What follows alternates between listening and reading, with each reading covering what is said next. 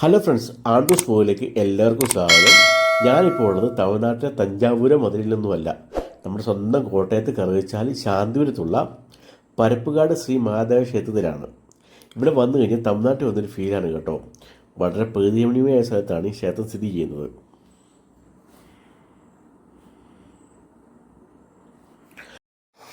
ഈ ക്ഷേത്രത്തിൻ്റെ നിർമ്മിതിയും അതുപോലെ തന്നെ കൊത്തുപടികളൊക്കെ കണ്ടു കഴിഞ്ഞാൽ നമ്മൾ ശരിക്കും ഒരു തമിഴ്നാട്ടിലൊക്കെ ചെന്ന ഒരു ഫീലാണ്. അത് പറഞ്ഞറിയിക്കാൻ പറ്റില്ല. നിങ്ങൾ എന്തെങ്കിലും സമയം കിട്ടുമ്പോൾ ഇവിടെ നിന്ന് വരണം.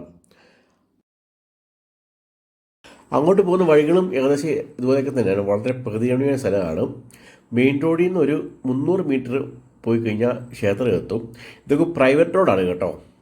പിന്നെ അങ്ങോട്ട് പോകുന്ന വഴിക്ക് 2 സൈഡിലും കപ്പത്തോട്ടമാണ്.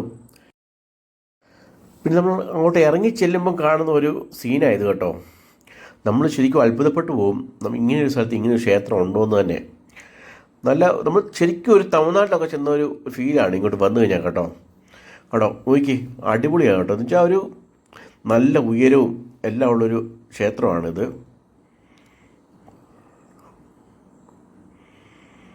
പിന്നെ നമ്മൾ വണ്ടി വെച്ചിട്ട് അങ്ങോട്ട് നടന്നു പോവുകയാണ് കേട്ടോ.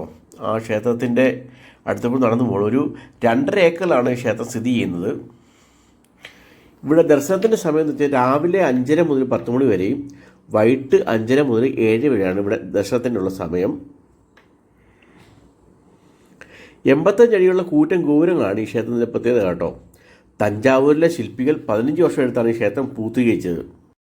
കോട്ടയത്ത് നിന്ന് കറുകച്ചാൽ വഴി 25 കിലോമീറ്ററും പത്തനംതിട്ടയിൽ നിന്ന് മല്ലപ്പള്ളി വഴി 37 കിലോമീറ്ററും ദൂരം സഞ്ചരിച്ചു കഴിഞ്ഞാൽ ഈ ക്ഷേത്രത്തിൽ എത്തിച്ചേരാവുന്നതാണ്. മകരമാസത്തിലെ പൊങ്കാല മഹോത്സവമാണ് ഈ ക്ഷേത്രത്തിലെ പ്രത്യേക ചടങ്ങ്. ഇതൊരു കുടുംബക്ഷേത്രമാണ് കേട്ടോ. തിരുവനന്തപുരത്തെ ശ്രീപത്മനാഭ സ്വാമി ക്ഷേത്രം കഴിഞ്ഞ് കഴിഞ്ഞാൽ കേരളത്തിലെ ഉയരത്തിൽ 2ാമത്തെ ക്ഷേത്രം കൂടിയാണിത്. 12.25 അടി ഉയരമുള്ള ശ്രീരാമചന്ദ്രൻ്റെ അതിമനോഹരമായ വിഗ്രഹവും 7.25 അടി ഉയരമുള്ള ഹനുമാൻ സ്വാമിയുടെ വിഗ്രഹവുമാണ് ഈ ക്ഷേത്രത്തിൻ്റെ പ്രത്യേകത. പിന്നെ ഞാൻ ഒരു കാര്യം ഓർമ്മിക്കാൻ മറന്നുപോയി. ഇവിടെ വീഡിയോഗ്രാഫിയും ഫോട്ടോഗ്രാഫിയും അലൗഡ് അല്ല. ഞാൻ പിന്നെ സെക്യൂരിറ്റിയോട് പറഞ്ഞിട്ടാണ് ഇവിടുന്ന് വീഡിയോ എടുക്കുന്നത്. നിങ്ങൾ വന്നാലും ഇവിടെ സെക്യൂരിറ്റി ഉണ്ട്. സെക്യൂരിറ്റി ചോദിച്ച് മാത്രമേ നമുക്ക് വീഡിയോ എടുക്കാൻ പറ്റുള്ളൂ. നിങ്ങൾക്ക് സമയം കിട്ടുകയാണെങ്കിൽ എപ്പോഴെങ്കിലും ഇവിടെ വന്ന് വിസിറ്റ് ചെയ്തിട്ട് പോകണം കേട്ടോ. ഒന്ന് കാണാൻ തന്നെ വളരെ അതിമനോഹരമാണ്. ഇപ്പോൾ ഈ മൊബൈലിൽ കാണുന്ന പോലെ നേരിട്ട് കാണാൻ വളരെ അതിമനോഹരമാണ്. എന്നുവെച്ചാൽ നല്ല ഉയരമുണ്ട് ഇതിന്. ഞാൻ പറഞ്ഞില്ലേ 2ാമത്തെ ഒരു ക്ഷേത്രമാണ് കേരളത്തിലെ. പിന്നെ ഇത് സ്ഥിതി ചെയ്യുന്ന ലൊക്കേഷൻ എന്ന് പറഞ്ഞാൽ വളരെ അതിമനോഹരം. എന്ന് വെച്ചാൽ വളരെ പ്രകൃതിരമണീയമായ സ്ഥലത്ത് തന്നെയാണ് ഇത് സ്ഥിതി ചെയ്യുന്നത്. കണ്ടോ, നിറയെ കപ്പത്തോട്ടവും റബ്ബർ തോട്ടത്തിനൊക്കെ അടുക്കാണ്. ഇവിടെ വന്നു കഴിഞ്ഞാൽ ഒരു പ്രത്യേക ഒരു ഫീലാണ്. നിങ്ങൾ സമയം കിട്ടുമ്പോൾ എപ്പോഴെങ്കിലും വരണം.